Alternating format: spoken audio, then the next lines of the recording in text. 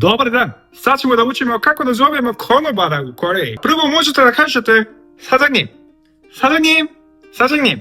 사장님 bukvalno znači šef. A kada zovemo kao 사장님, to je kao vokativ šefe. Ajde, 사장님, 사장님.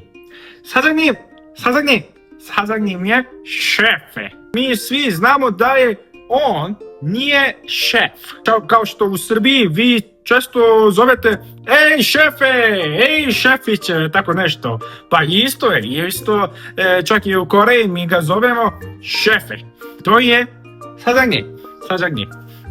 Iako znamo da nije on stvarno šef, ali zovemo ga šef. 사장님 je kao šef, boss, razumijete? Baš tako. A šta onda ako je on konobarica?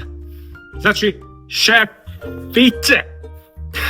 Kako možemo nazovemo? Šefice. To je imunim. Imunim. Imunim.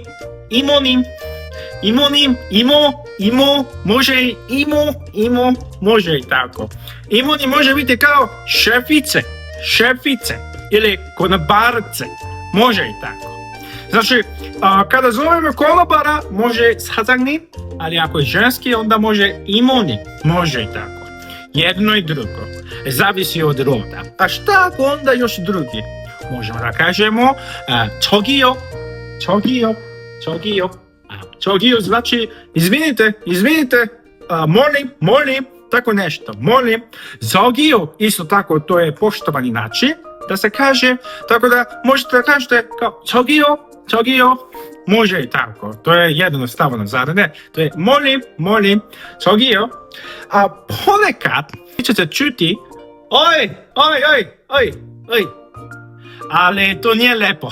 Nažalost, u Koreji neobrazovani ljudi kažu tako, ali nemojte ga naučiti.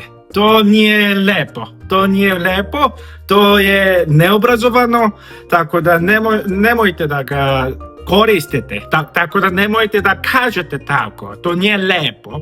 Ali često čujemo oj, to nije lepo, to nije uopšte lepo. U svakom slučaju, ajde da vidimo. 사장님, šefe, 사장님, šefe, 이모님, šefice, 이모님, šefice, 저기요, molim,